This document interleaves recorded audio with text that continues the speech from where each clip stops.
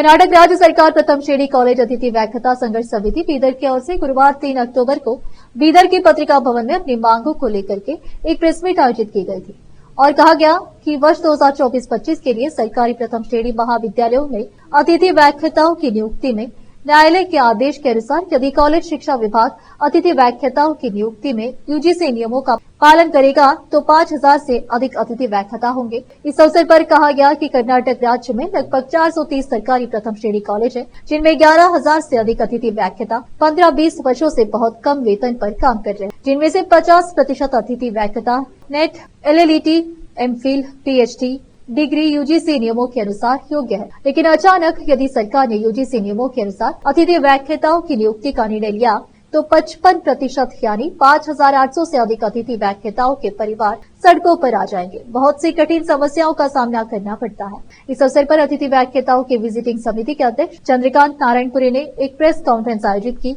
और इस अवसर पर डॉक्टर चेतना, श्याम सुंदर, वनिता डांगे, बंडेप्पा बालकांडे, संदीप कुलकर्णी, मल्लिकार्जुन और अन्य लोग उपस्थित थे। पीपी न्यूज के लिए कैमरामैन पपुराज का कवरेज। ಸಾಕಷ್ಟು ಅತಿಥಿ ಉಪನ್ಯಾಸಕರಿಗೆ ಅರ್ಹತೆಯನ್ನು ಪಡೆಯಲು ಸರ್ಕಾರ ಕಾಲಾವಕಾಶವನ್ನು ಕೊಡಬೇಕು.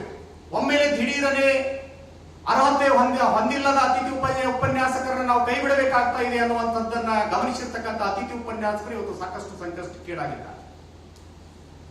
ಕಿತ್ತು ತಿನ್ನುವಂತಹ ಬಡತನ, ಹಸಿವು, ನೋವು, ಇಂಥ ಸ್ಥಿತಿಯಲ್ಲಿ ಅತ್ಯಂತ ಬಡತನದ ಸ್ಥಿತಿಯಲ್ಲಿ ಇರತಕ್ಕಂಥ ಅತಿಥಿ ಉಪನ್ಯಾಸಕರು ಸರ್ಕಾರದ ಅತಿಥಿ ಉಪನ್ಯಾಸಕ ಹುದ್ದೆಯನ್ನೇ ನಂಬಿಕೊಂಡಿರ್ತಕ್ಕಂಥ ಅತಿಥಿ ಉಪನ್ಯಾಸಕ ಕುಟುಂಬಗಳು ಇವತ್ತು 5800ಕ್ಕಿಂತ ಹೆಚ್ಚು ಕುಟುಂಬಗಳು ಇವತ್ತು ಯುಜಿಸಿ ನಿಯಮಾವಳಿ ಅರ್ಹತೆಯನ್ನು ಹೊಂದಿರುವುದಿಲ್ಲ. ಕಾರಣ ಇಷ್ಟೇ, ಯಾವುದೇ PhD ಪದವಿಯನ್ನ ಪೂರ್ಣಗೊಳಿಸಬೇಕಾದರೆ ಕನಿಷ್ಠ 3 ರಿಂದ 4 ವರ್ಷಗಳ ಅವಕಾಶ ಬೇಕು. ಅತಿಥಿ ಉಪನ್ಯಾಸಕ ಹುದ್ದೆಯನ್ನ ಮಾಡ್ತಾ ಒಂದು ಪದವಿಯನ್ನ PhD ಪದವಿಯನ್ನ ಕಂಪ್ಲೀಟ್ ಮಾಡಬೇಕಾದ್ರೆ ಪಾರ್ಟ್ ಟೈಮ್ ನಲ್ಲಿ ಸುಮಾರು 7-8 ವರ್ಷಗಳು ಬೇಕು. ಆದರೆ ಸರ್ಕಾರ ಒಮ್ಮೆ ದಿಢೀರನೆ ಅನರ್ಹ ಅತಿಥಿ ಉಪನ್ಯಾಸಕರನ್ನ ಕೈಬಿಡುತ್ತೇವೆ ಅನ್ನುವಂತ ಒಂದು ಸಂದೇಶವನ್ನ ಗಮನಿಸಿರ್ತಕ್ಕಂಥ ಅತಿಥಿ ಉಪನ್ಯಾಸಕರು ಇವತ್ತು ಸಾಕಷ್ಟು ಸಂಕಷ್ಟಕ್ಕೀಡಾಗಿದ್ದಾರೆ.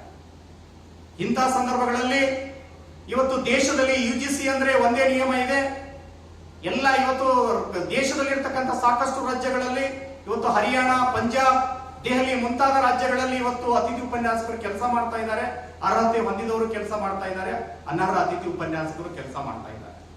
ಹೀಗಾಗಿ ಸರ್ಕಾರಗಳು ಮಾನವೀಯತೆಯ ದೃಷ್ಟಿಯಿಂದ ಯಾವುದೇ ಅತಿಥಿ ಉಪನ್ಯಾಸಕರನ್ನ ಇಲ್ಲಿಯವರೆಗೆ ಕೆಲಸ ಮಾಡ್ತಾ ಬಂದಿರುವಂತಹ ಅತಿಥಿ ಉಪನ್ಯಾಸಕರನ್ನ ಕೈ ಬಿಡಲಾರದೆ ಅವರನ್ನ ಈ ಸೇವೆಯಲ್ಲಿ ತೆಗೆದುಕೊಂಡು ಹೋಗಬೇಕು.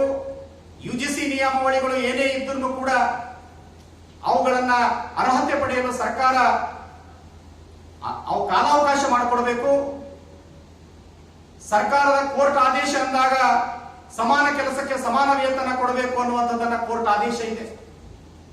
ಅದೇ ರೀತಿಯಾಗಿ 10 ವರ್ಷಗಳಿಗಿಂತಲೂ ಹೆಚ್ಚು ಕಾಲ ಸೇವೆ ಸಲ್ಲಿಸಿದವರನ್ನ ನಾವು ಕಾಯಂ ಮಾಡ್ತೇವೆ ಅನ್ನುವಂತ ಮಾತನ್ನ ಸರ್ಕಾರವೇ ಹೇಳುತ್ತದೆ.